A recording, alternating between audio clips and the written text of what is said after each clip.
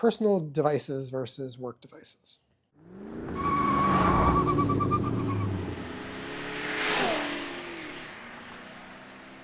This is a whole different can of worms that can open up into many different areas.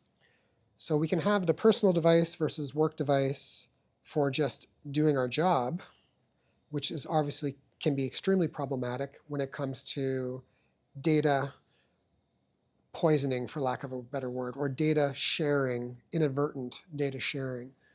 If I have my personal cell phone, for example, and it's an iPhone, and I'm out for whatever reason, or I'm not at my desk, and I have the need to get some information from work, the contagion here is my phone, likely I would guess, would be less secure than either my work laptop in this case. Sometimes you don't get a work phone, maybe it's only to the laptop, so without your laptop, you're stuck with your personal phone. How do you negotiate those situations?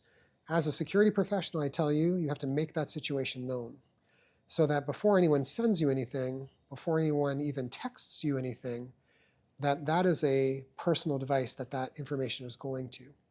Especially if, again, it could be a picture, it could be someone doing a whiteboard somewhere, and they decide to send you a picture of that whiteboard to your personal phone.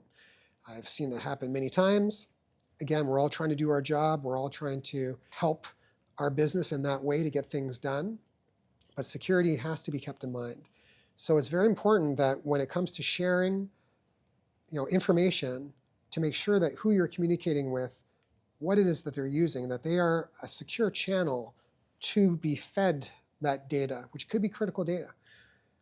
And I think on top of that, it's a two-way communication street. If I am out and I don't have anything that is a business level device that has the protections that the business expects, I need to let my client know that.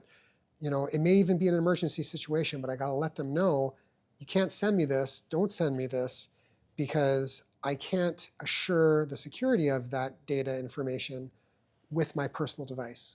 Or I'm going to have some kind of a solution, being a professional, where I can say, send it to this, which I know is a secure site because I've managed it, and or we have some kind of approval from our client that we can use that particular site to share information from.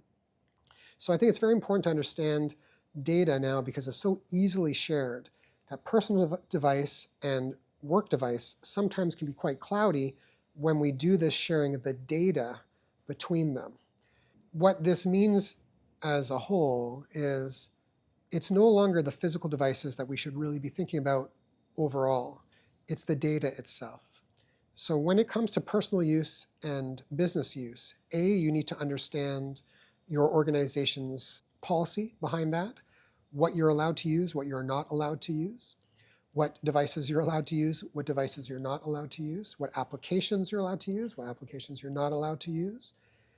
And you need to understand when, especially in a critical situation, if data needs to be moved, it is now the data that is in your personal care that you are responsible for.